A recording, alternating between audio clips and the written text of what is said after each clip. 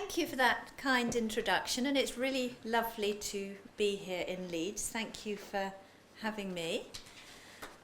So I think from the very nice coffee and chat that we've had on the way up on the train from London, I think that this is going to be for the next hour a discussion of how we've worked together to bring trials and to deliver on trials to help people living with dementia and their family carers throughout the pandemic. And I think one of the things that has been really amazing is how much trials that perhaps were originally intended to be regional have actually been able to be truly national, because we've been delivering these interventions on Zoom rather than face-to-face, something that we would never have thought of as possible. So thank you for being such wonderful partners in that. Your trust has been amazing recruiters, and it's a delight to come here just as we're finishing recruitment actually for the large trial. Our target is 297, and when I left London we were on 280, so we are going to get there in the next few weeks.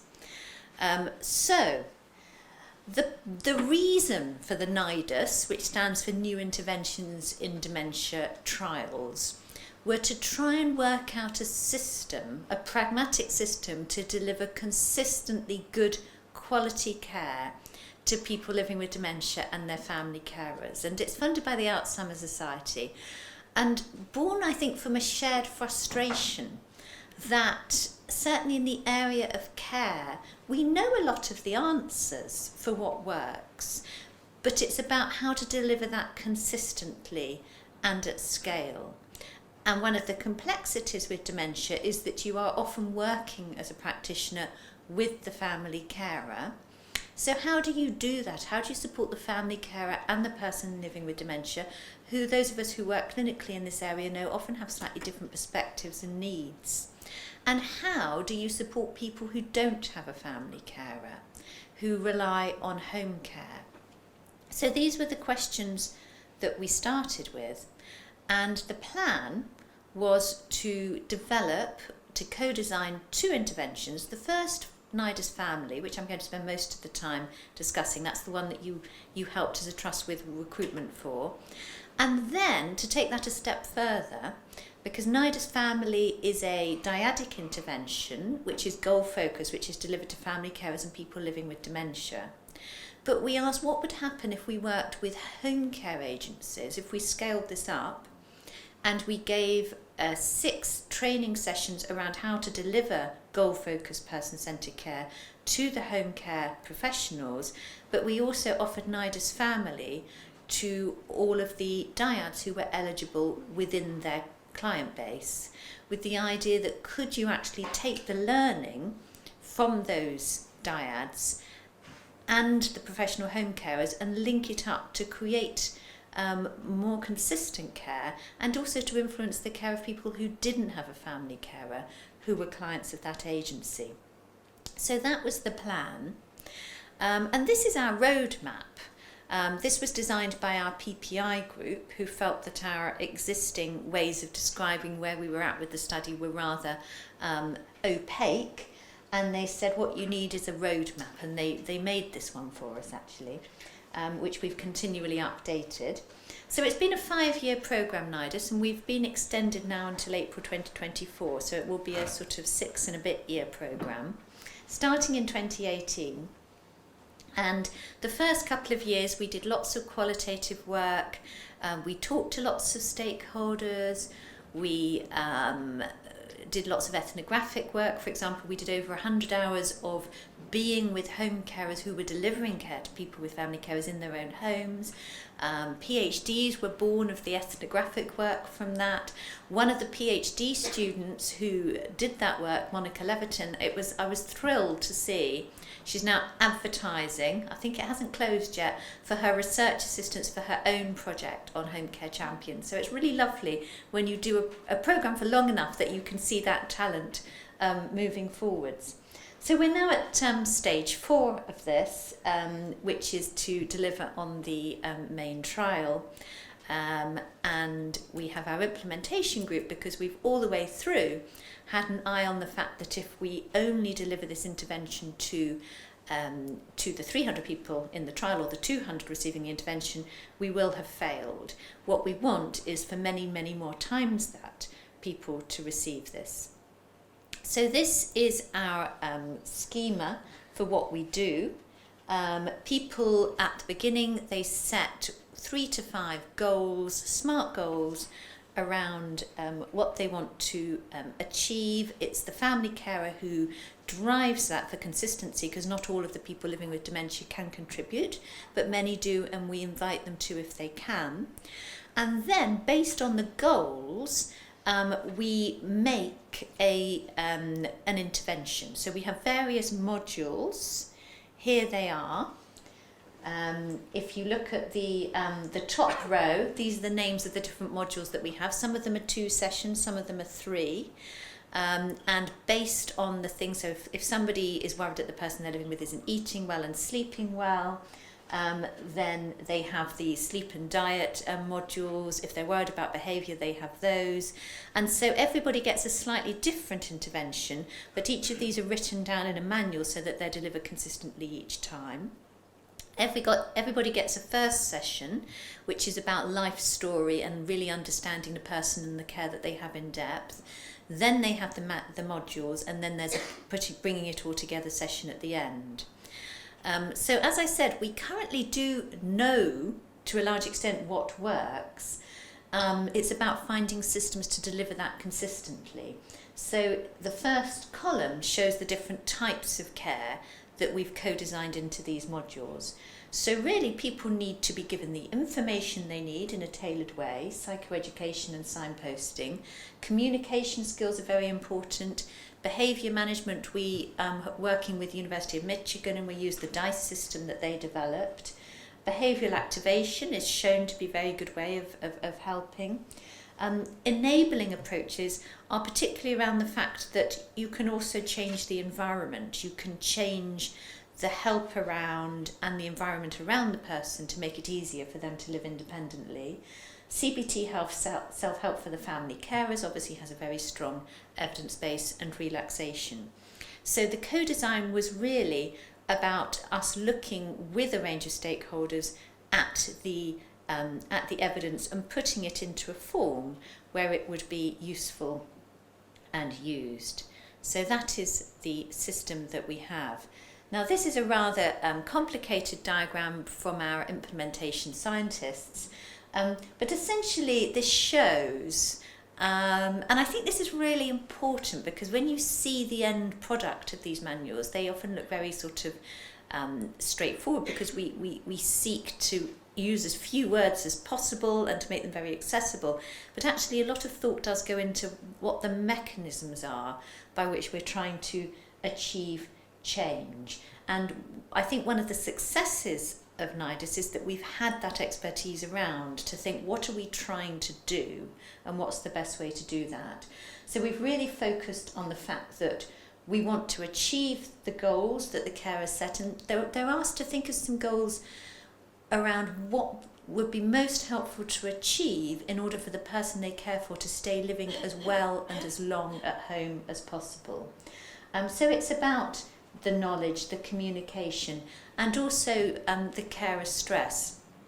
And although we haven't done the official evaluation, but you learn a lot from the facilitators coming back and chatting about their experiences. Participants write in, and I have to say, top of the league really of positive comments has been carers such as the person that said, I've learnt not to be so hard on myself. I've learnt that actually I have been doing a lot of the right things already. And I think that has been quite a powerful mechanism. And there's a lot of evidence for behaviour management, so it would be surprising if there wasn't an important effect from implementing that as well.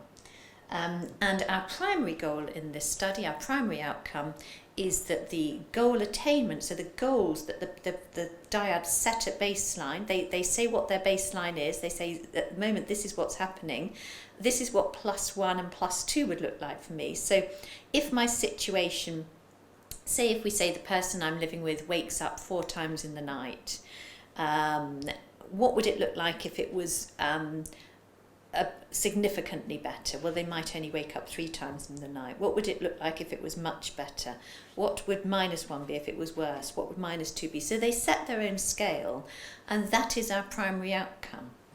And they set that scale for 3 to 5 goals. So essentially the family carers are deciding what's important for them, and they will decide whether or not how they feel about that at follow-up.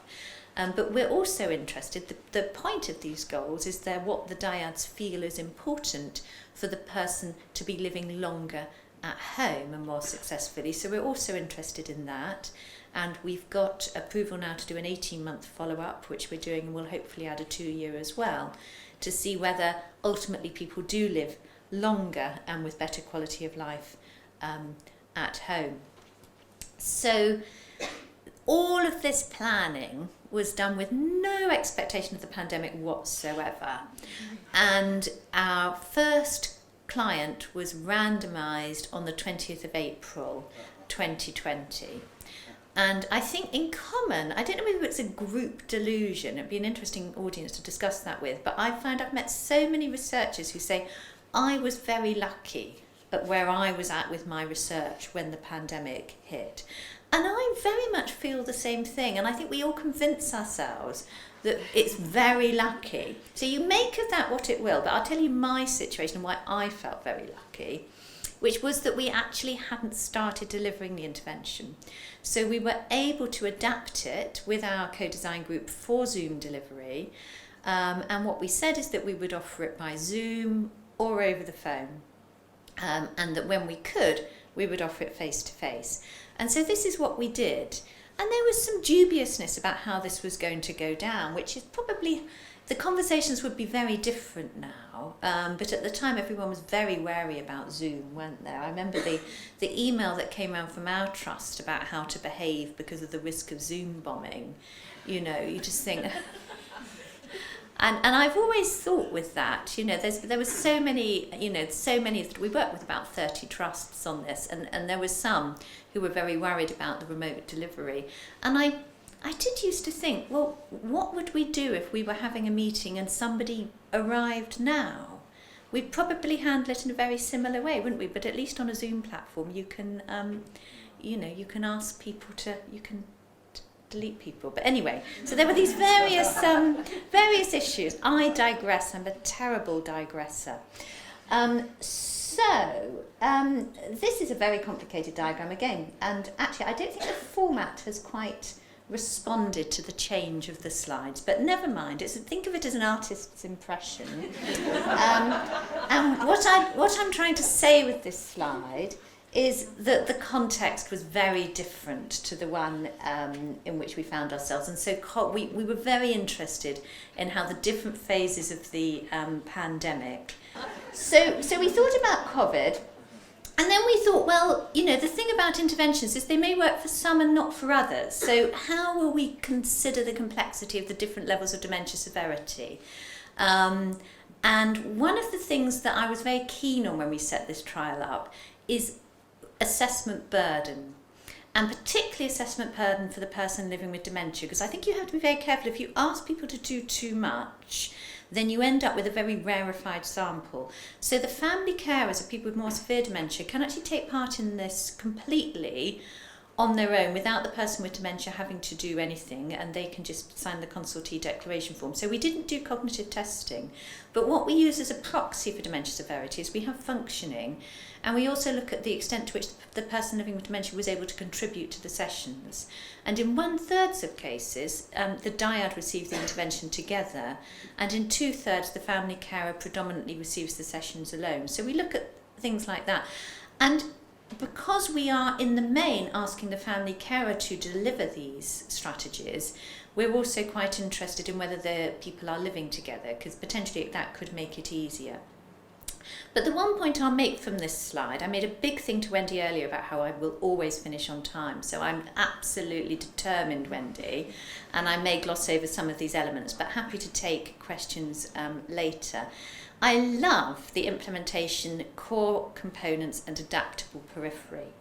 And the number of times I've answered a question in the middle of the pandemic about, is it part of our core components or is it adaptable periphery? And of course what we all realised, is that face-to-face is optional. That the key thing is, what is the intervention? And if people can receive it on Zoom, then that's great. You don't have to be in the same room in order to receive it. And there's all sorts of other ways in which this intervention is very flexible too. So you can choose just 3 goals, or you can choose up to 5. You can choose the sessions. You can choose whether you have them together as a dyad or just received by the family carer.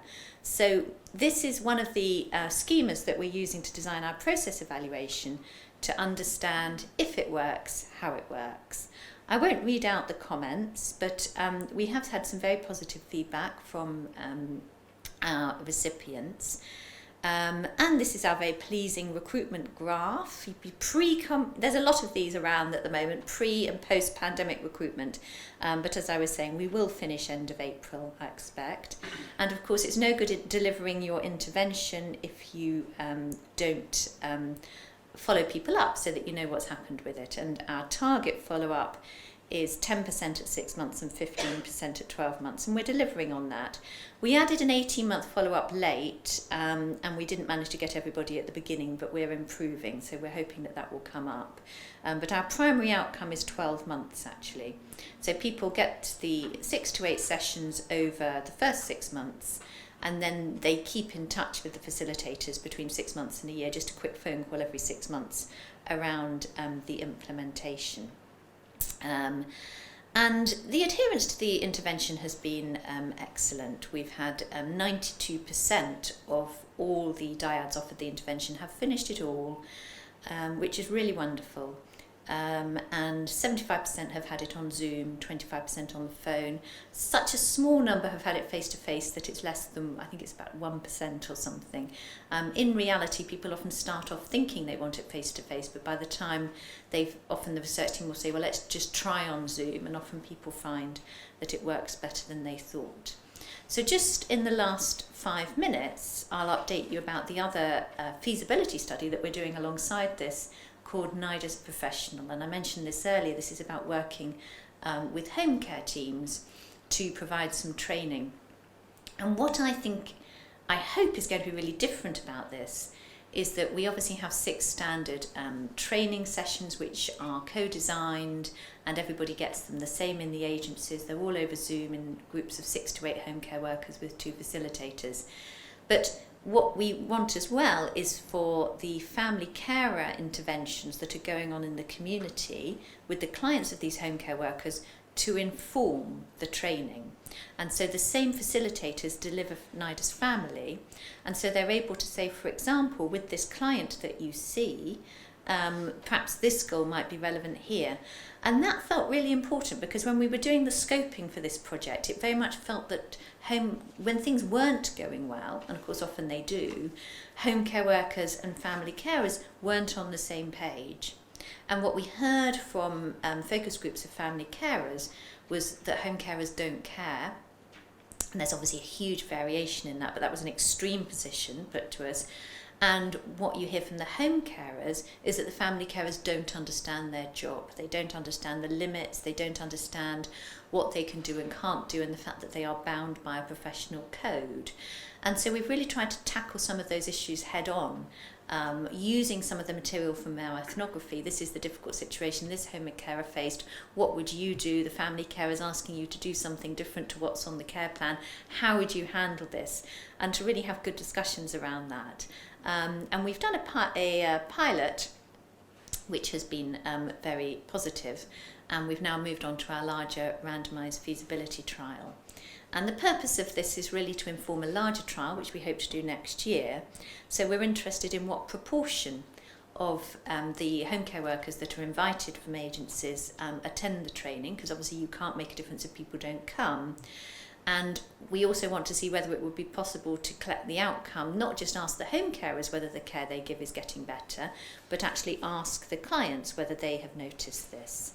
And so it's early days, but at the moment we have 30 home care workers engaged and randomised, and they are attending about 70 to 75% of sessions. What we found is that we're recruiting fewer clients than we expected, but I guess that is the point of feasibility trials, is that you find out all the things that you wish you'd known before you do a large trial. Thank you very much.